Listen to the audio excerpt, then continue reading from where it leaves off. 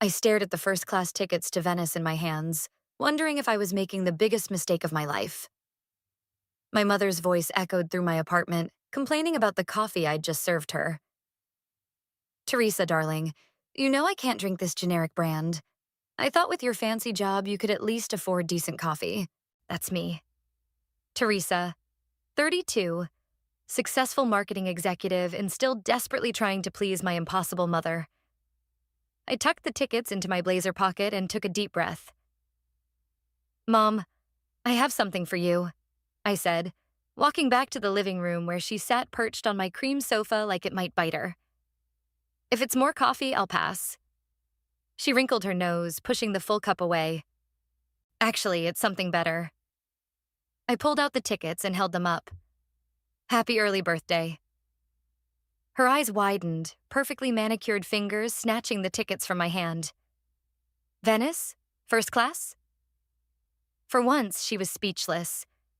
You always talked about wanting to go, remember? When I was little, you'd show me pictures in those travel magazines. That was before your father left us for that waitress, she said sharply. Before I had to work 2 jobs to support you. I bit back a retort. She'd been playing the martyr card for 20 years, conveniently forgetting the child support checks and alimony that had paid for her shopping sprees. Well, now you can finally go, I said, forcing brightness into my voice. We can go together. 2 weeks in Venice, staying at the Belmond Hotel Cipriani. Everything's arranged. She examined the tickets closely, her expression unreadable. This must have cost a fortune. I've been saving. I thought it would be nice for us to spend some time together. She set the tickets down carefully. When do we leave? Next week. I've already cleared it with work and... Next week? She stood up abruptly. That's too soon.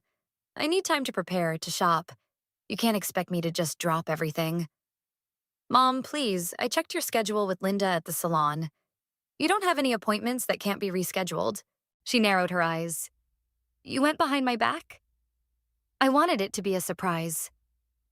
I felt that familiar knot forming in my stomach, the one that always appeared when she started finding problems with my efforts. My phone buzzed. A text from Isabella. Did you tell her yet? How'd she take it? I ignored it for now. Isabella had warned me this might not go as planned, but I'd insisted on trying. After all, everyone deserves a second chance, right? Well, my mother said finally, picking up the tickets again. I suppose I could make it work, but I'll need new luggage and clothes. You can't expect me to show up at a 5-star hotel looking like a tourist. I've thought of that too. I reached for my purse and pulled out a gift card. For that boutique you like on 5th Avenue. Her eyes lit up, the first genuine smile I'd seen all morning. She took the gift card, running her finger along its edge. You really did think of everything, didn't you? I want this to be special, Mom. A fresh start for us. She stood up, gathering her designer handbag. Well, I better get shopping then. These things take time to plan properly. As I walked her to the door, she surprised me with a quick hug. You're a good daughter, Teresa. Sometimes I forget that. The words hit me like a punch to the gut. Praise and guilt all wrapped up in one neat package. Classic Mom. After she left, I finally replied to Isabella's text. She said yes. Meeting tomorrow for lunch? Isabella's response was immediate. Absolutely. Need to discuss contingency plans. I smiled, thinking of the precautions I'd already taken. The separate copies of all important documents safely stored with Isabella, the emergency funds set aside, the hotel manager already briefed. Just in case. Because while I wanted to believe this trip would heal our relationship, 20 years of disappointment had taught me to hope for the best but prepare for the worst. Looking at my mother's untouched coffee cup, I remembered something she used to say when I was little. Trust is earned, not given. Well, Mom, I thought, picking up the cup. I guess we'll both find out if you've earned it. I dumped the coffee in the sink, watching the dark liquid swirl down the drain. 1 week until Venice. 1 week until either everything changed for the better, or I learned once and for all that some relationships couldn't be fixed, no matter how much money or effort you threw at them. Either way, at least I'd know. Final boarding call for Flight 789 to Venice Marco Polo Airport. I checked my watch again, pacing near the gate. My mother was 20 minutes late, and my calls kept going straight to voicemail. A cold feeling crept into my stomach, but I pushed it away. She wouldn't. She couldn't. Miss? The gate agent caught my attention. We need to close the doors. Please, just 5 more minutes. My mother... I'm sorry, but we can't delay the flight. Swallowing hard, I handed over my boarding pass. As I walked down the jet bridge, I sent one last text. Mom, I'm boarding. Please tell me you're already on the plane. The first-class cabin was half empty. I scanned the seats, hoping to see her familiar blonde head, but she wasn't there. A flight attendant approached with a sympathetic smile. Can I help you find someone? My mother. We're traveling together. She should be in 2A. The attendant checked her tablet. I'm sorry, but no one has checked in for that seat. My hands started shaking as I sank into my seat. This wasn't happening. I pulled out my phone one last time before the doors closed, dialing Isabella. Bella, she's not here. What? Did she miss the flight?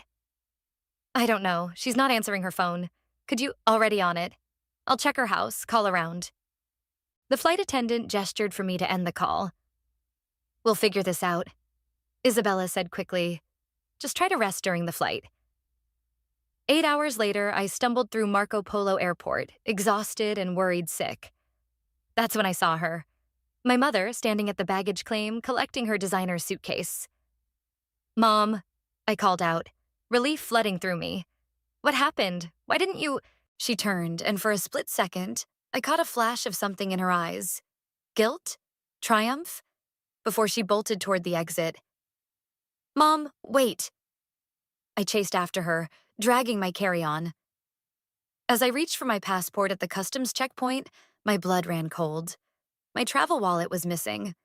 The one containing my passport, cash, and credit cards. No. I emptied my purse onto a nearby bench. Nothing. Through the glass doors, I watched helplessly as my mother jumped into a waiting taxi. Miss? A customs officer approached. Is everything all right? My mother, I couldn't even finish the sentence. My phone buzzed, a text from an unknown number. Darling, did you really think I'd let you play the hero? Venice was always my dream, not our dream. Don't worry, I'll put your money to good use. Consider it payback for all those years I sacrificed for you. Love, Mom. My legs gave out and I collapsed onto the bench. A young woman sitting nearby looked up from her book.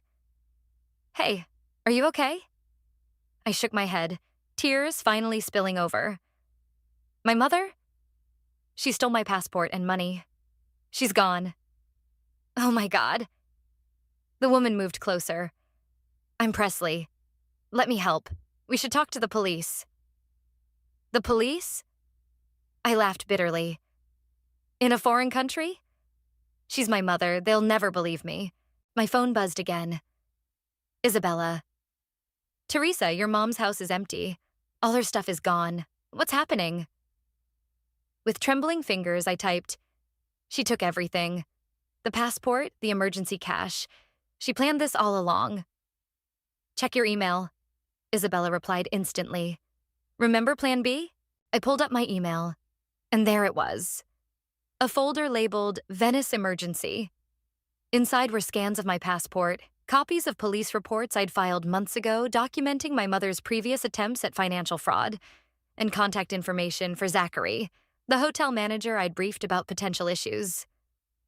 Presley was still sitting beside me, her face concerned.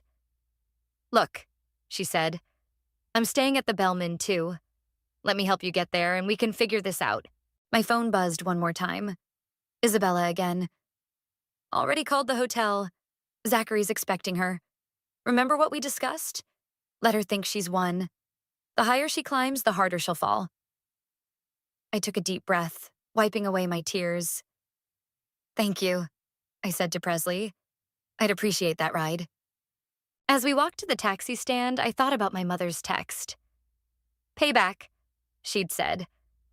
Well, Mom, I thought, you're not the only one who knows how to play the long game. You taught me well. Maybe too well. The Belmont Hotel Cipriani, please. I told the driver, my voice steady now. Let her think she'd won. Let her enjoy her moment of triumph. Because what my mother didn't know was that her perfect plan had just triggered an avalanche she'd never see coming.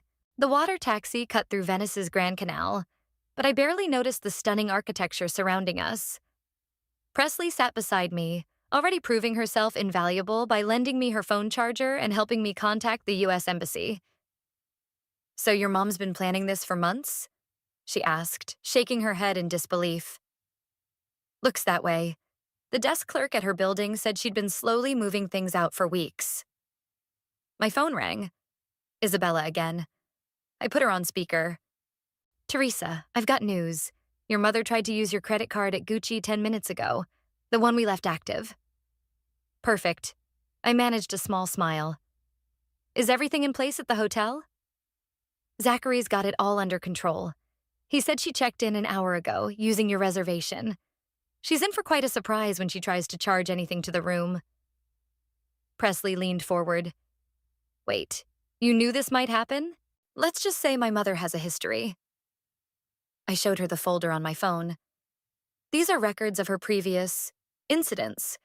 The time she emptied my college fund, the jewelry she borrowed and sold, the credit cards she opened in my name. That's horrible, Presley said. Why didn't you press charges? Because she's my mother, and because I was stupid enough to keep believing she'd change. The water taxi pulled up to the Bellman's private dock. Zachary was already waiting there, his tall figure impossible to miss in his impeccable suit. Miss Teresa, he said, helping me onto the dock. We've been expecting you. Your mother seems quite comfortable in the presidential suite. The presidential suite? I raised an eyebrow. I booked the garden view room. She insisted on an upgrade. Attempted to charge it to your card, naturally. He smiled thinly. We declined, but allowed her to stay there temporarily. We thought you might want to surprise her. My phone buzzed with another text from my mother. The view from up here is divine, darling. You should see how the sunset hits the water. Oh, wait, you can't. I showed the text to Zachary, who shook his head in disapproval. We have security footage of her arrival, he said, and of her attempting to use your cards. The police have been notified, but they're waiting for your signal before approaching. Presley touched my arm. I have to check in, but my room is on the 3rd floor if you need anything. Room 312. Thank you, I said sincerely, for everything. After she left, Zachary led me to his office. Isabella's face appeared on his computer screen via video call. Okay, Isabella said. Time to review the plan. Teresa, are you sure about this? We can still call the police right now. I thought about all the years of manipulation, the countless times I'd forgiven her, the way she'd smiled when I gave her those tickets. No, she needs to learn. Really learn this time. All right, then.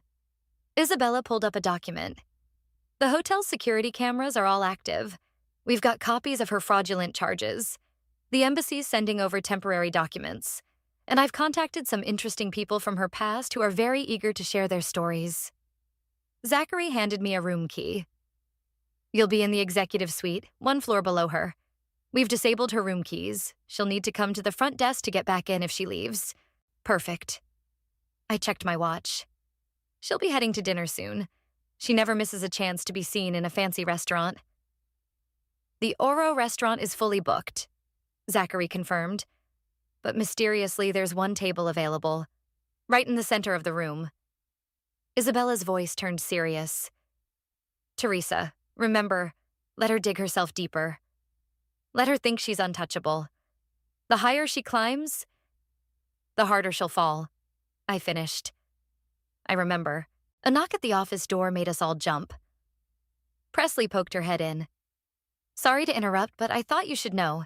Your mother's heading to the restaurant, and she's wearing what looks like a very expensive new dress. I stood up, smoothing my travel-wrinkled clothes. Time to get ready, then.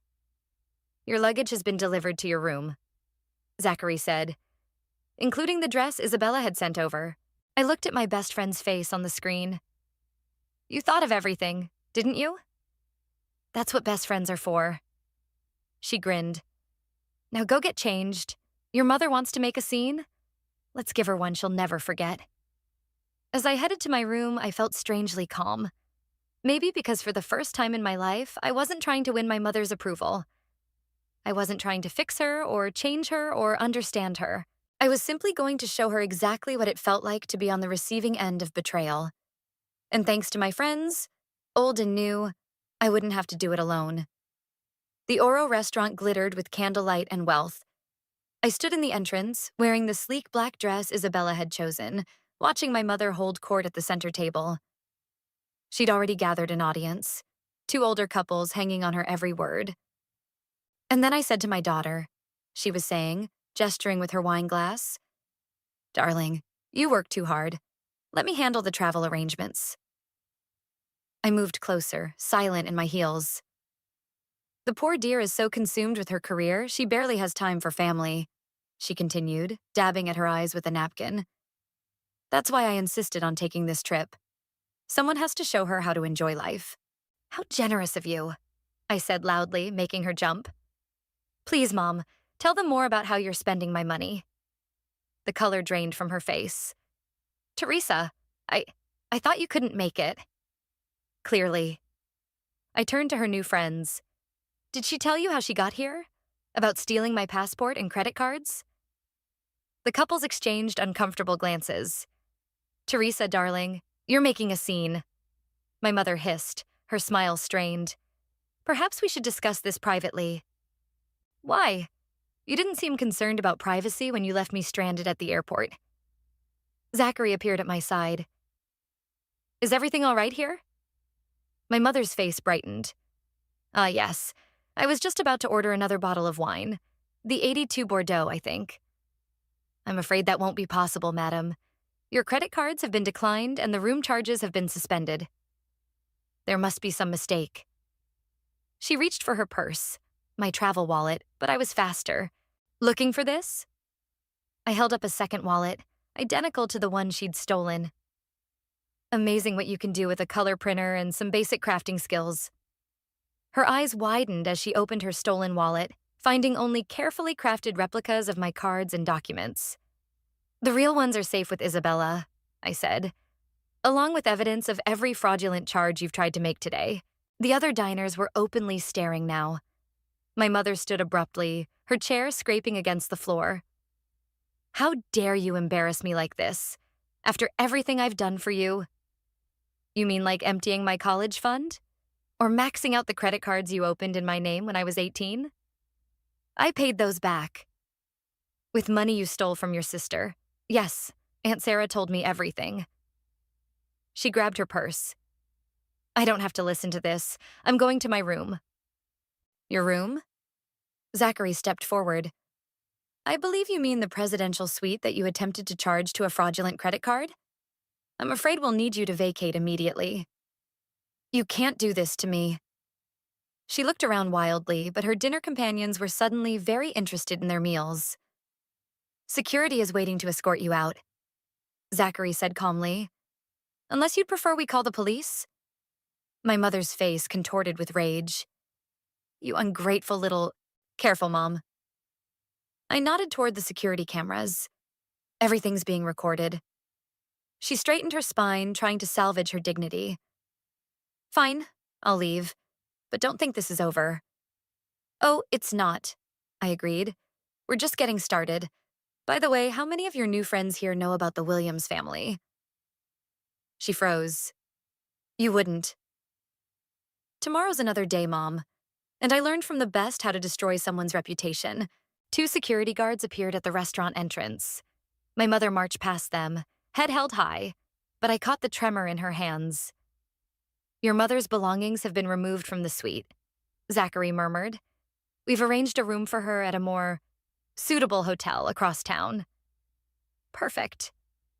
I sat down at her abandoned table, picking up her half-empty wine glass. And the other arrangements?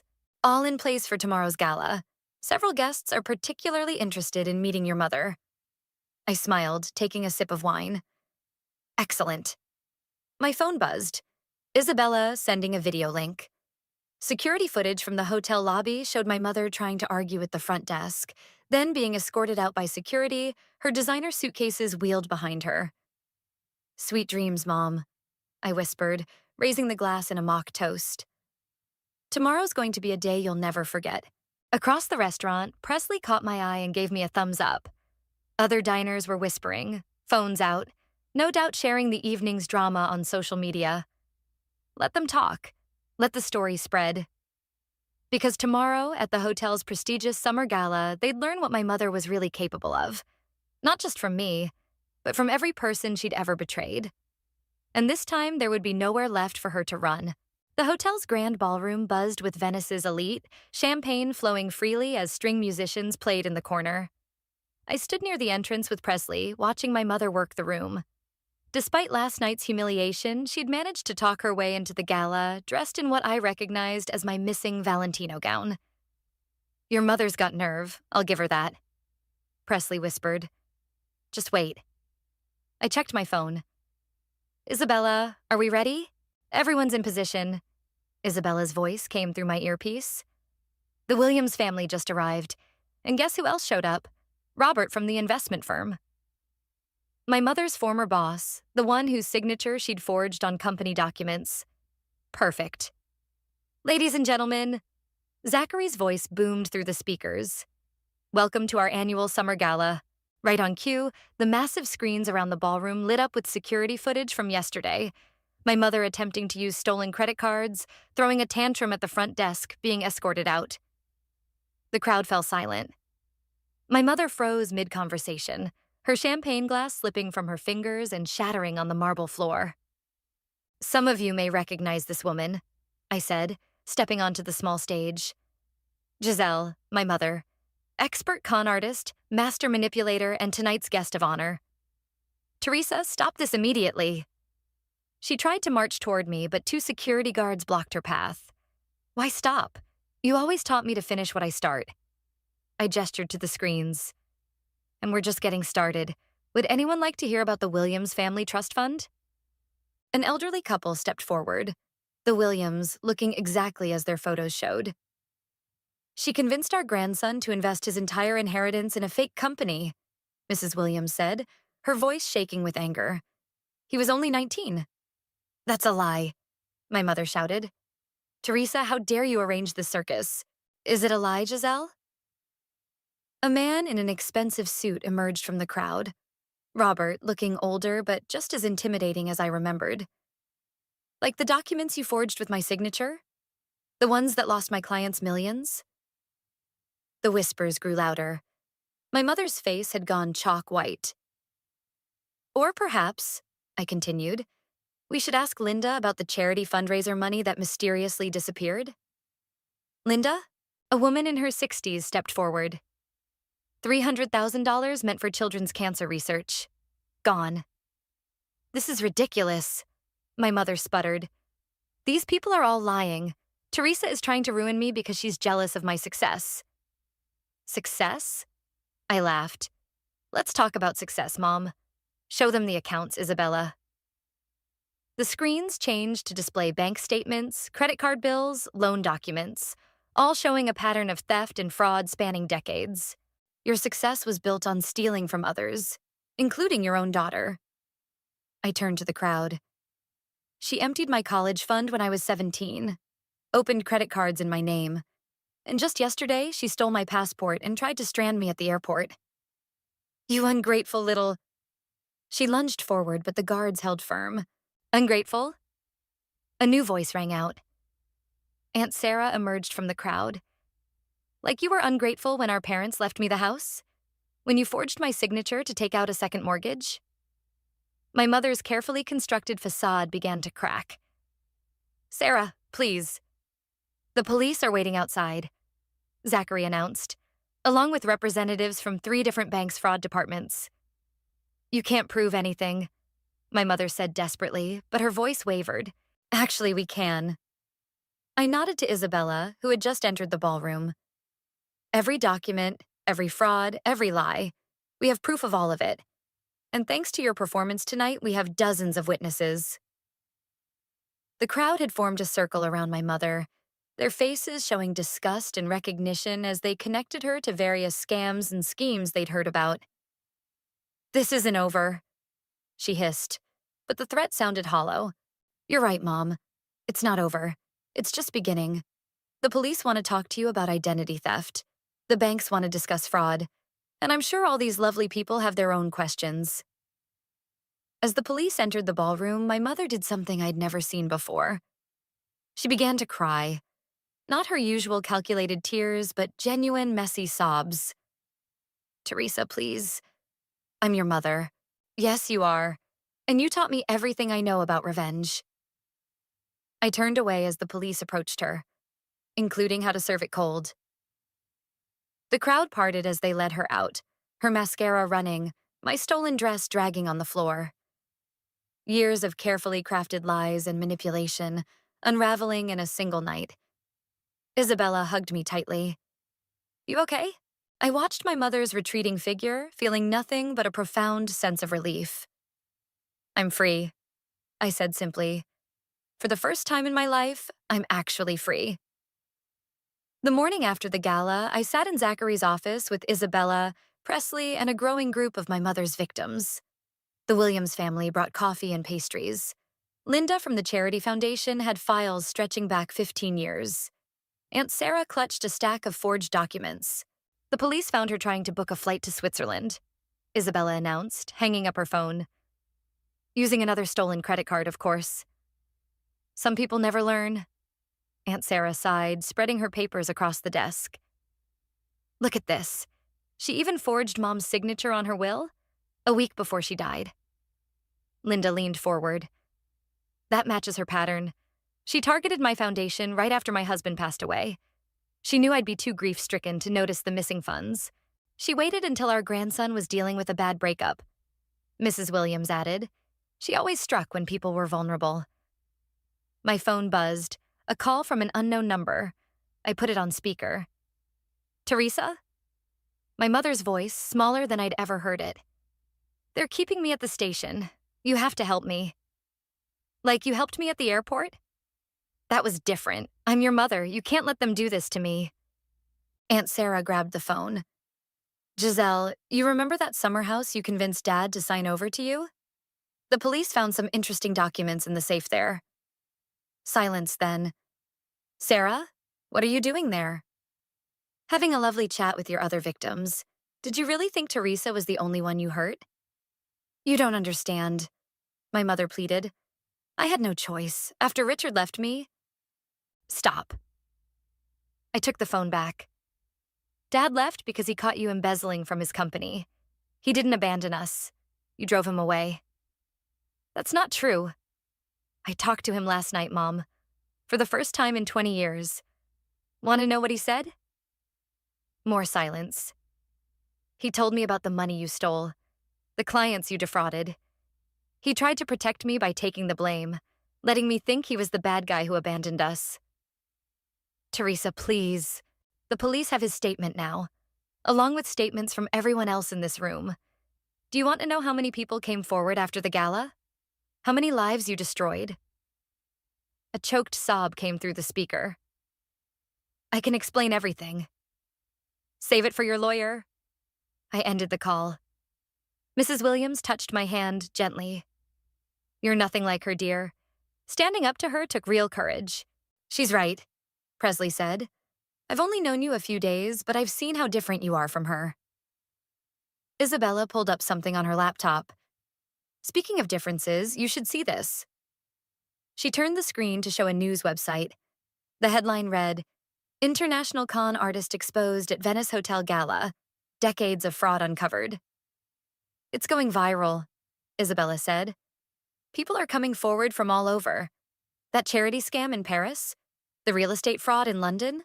All her. The detective wants to meet with everyone," Zachary added, entering with fresh coffee. "They're building a case for international fraud charges." Linda stood up, straightening her jacket. "Well, I for one am ready to tell them everything. 20 years of silence is enough." One by one, they left for the police station, each carrying their pieces of my mother's elaborate web of lies. Finally, only Isabella, Presley, and I remained. What happens now? Presley asked. I walked to the window, watching boats cruise down the canal. Now we make sure she can't hurt anyone else. The banks are freezing all her accounts, Isabella reported, and they're investigating everyone she worked with. Your dad's helping track down her overseas assets. My phone buzzed again, another unknown number. This time, a text. Your father was weak. You're weak too. You think this is over? I raised you, Teresa. I made you who you are. You'll never be free of me. I showed the message to Isabella, who immediately started typing on her laptop. Got it. Sending this to the detective now. She's not supposed to contact you. She's scared, Presley observed. That's why she's lashing out. Good. I deleted the message. She should be scared, because tomorrow every single person in this room is meeting with the prosecutor, and we all have stories to tell. Isabella closed her laptop with a satisfied smile. Want to know the best part? That Valentino dress she wore to the gala? The security cameras caught her stealing it from your room. That's another charge to add to the list. For the first time since this all began, I laughed. Really laughed. Because my mother was right about one thing. She did make me who I am. She taught me to be smart, to be careful, to always have a backup plan. She just never expected me to use those lessons against her. The courthouse in Venice was smaller than I expected. I sat in the front row watching my mother in her prison-issued clothes, a far cry from her stolen designer wardrobe. The preliminary hearing had drawn a crowd, including every person she'd wronged who could make it to Italy. The prosecution calls Teresa to the stand, the prosecutor announced in Italian, with the court translator echoing in English. As I walked to the witness stand, my mother caught my eye. You don't have to do this, darling, she said softly. Family protects family. Is that what you were doing when you left me stranded at the airport? Her lawyer shushed her as I took my seat. Please state your relationship to the defendant, the prosecutor began. She's my mother, though I use that term loosely now. Can you describe the events that led to her arrest? I recounted everything, the stolen passport, the credit cards, the elaborate setup at the hotel. With each detail, my mother's face grew darker. And this wasn't the first incident, was it? The prosecutor prompted. No, when I was 17, Objection. My mother suddenly stood up. I demand to speak to my daughter alone. The judge banged his gavel. Sit down, Mrs. O'Connor. You don't understand, she pleaded. She's confused. I was protecting her inheritance. By stealing it? I shot back. By opening credit cards in my name? Everything I did was for you. The judge banged his gavel again. One more outburst and you'll be removed from the court. Isabella squeezed my hand as I continued testifying. I detailed every scheme, every manipulation, every betrayal. The college fund, the forged documents, the stolen identities. And what about your father? The prosecutor asked. He's provided a written statement, I said, explaining how she embezzled from his company and framed him for it. My mother's composure finally cracked. Richard was weak. He would have lost everything if I hadn't taken control. Remove the defendant, the judge ordered. As security approached, my mother turned to the courtroom. You're all weak. None of you understand what it takes to succeed in this world. We understand right from wrong, Aunt Sarah called out. Something you never learned. They led my mother away, but not before she got in one last shot. I made you strong, Teresa. Everything you are is because of me. The judge called a recess. In the hallway, Isabella hugged me tight while Presley kept the reporters at bay. You did great, Isabella said, and wait until she finds out about tomorrow's witnesses. How many are testifying? Presley asked. 23 so far, a familiar voice answered. I turned to see my father walking toward us, looking older but still familiar. Dad. I hadn't seen him in person since the phone call. He wrapped me in a hug that felt 20 years overdue. I'm so sorry, he whispered. I should have fought harder for you. You're here now. I said, wiping away tears. That's what matters. The prosecutor approached with new papers. We've found 3 more victims willing to testify, and evidence of fraud in 6 countries. She'll never get out, will she? I asked.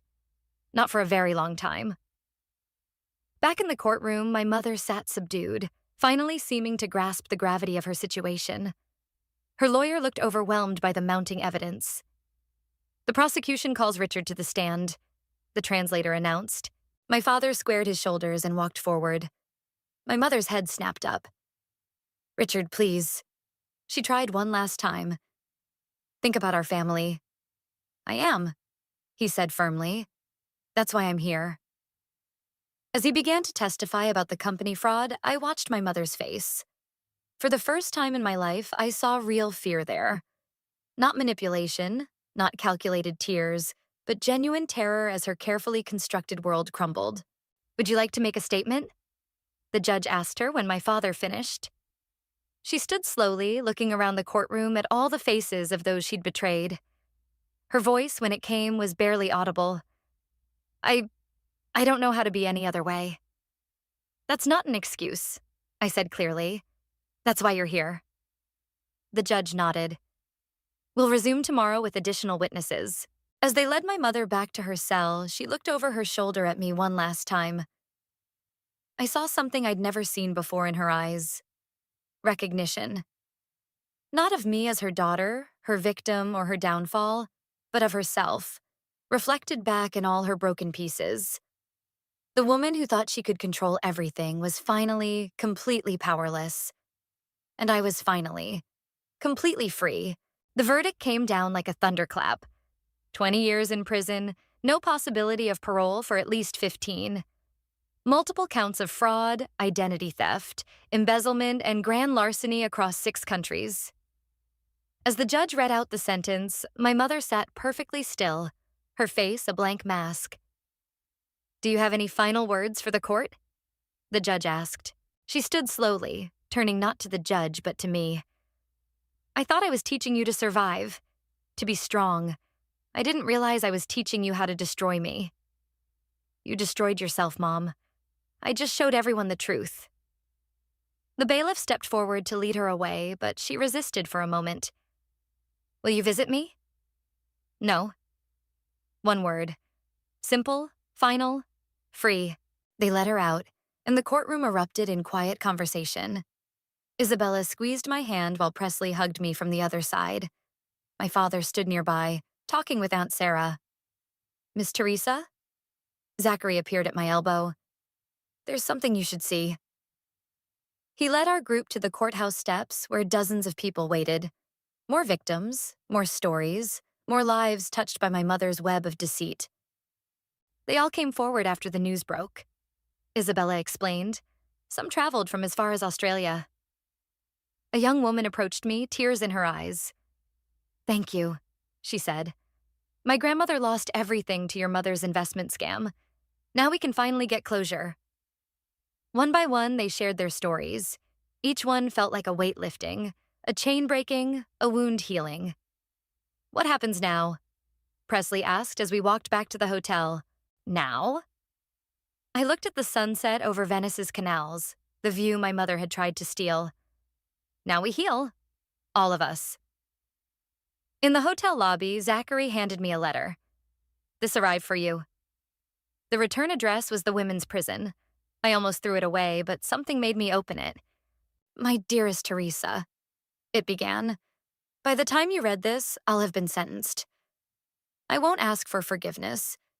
We both know I don't deserve it. But I want you to know that in the end, you proved me wrong. I thought love was weakness. You proved it was strength. You gathered an army of broken people and made them whole again. You turned my victims into warriors. You are everything I never could be. Strong without being cruel. Powerful without being destructive. I'm not sorry for what I did. I don't know how to be. But I am proud of what you've become, even if it meant becoming my downfall. Maybe that's the only good thing I ever did. Creating the person who would finally stop me. Goodbye, my darling daughter. Make a better life than I did. Love, Mom. I handed the letter to Isabella, who read it and passed it around. Do you believe her? My father asked gently. It doesn't matter, I replied. Her words don't have power over me anymore. The hotel restaurant had prepared a special dinner for our group, all the people who'd helped bring my mother to justice. As we sat down, Isabella raised her glass. To Teresa, who turned a nightmare into a revolution. To justice, Aunt Sarah added. To freedom, my father said. I looked around the table at these faces, some new friends, some old family, all united by a shared journey toward healing. My phone buzzed with messages from other victims around the world, sharing their stories of recovery and renewal. To all of us, I said, raising my glass, for choosing truth over fear. Later that night, I stood on my hotel balcony, watching the lights of Venice twinkle across the water. Presley joined me, 2 cups of coffee in hand. So what's next for you? She asked. Isabella and I are starting a support network for fraud victims, I said. And Dad's helping set up a legal fund for people who can't afford to fight back. Turning pain into purpose, she nodded. That's real strength. My phone buzzed one last time. A news alert. My mother's face stared back from the screen, but it didn't affect me anymore. She looked small now, diminished, just another criminal in prison clothes. I deleted the alert without reading it. You know what the best revenge is? I asked Presley. Living well, being happy, helping others. Your mother never understood that kind of power. No, I agreed. She never did. The night air was warm and sweet with possibility. Somewhere in the distance, church bells rang, their sound carrying across the water like a reminder that even the darkest stories can end in light. I didn't need my mother's approval anymore. I didn't need her love or her lessons or her twisted version of strength. I had something better. Truth, justice, and a family of choice who showed me what real love looks like. That was worth more than all the stolen fortunes in the world.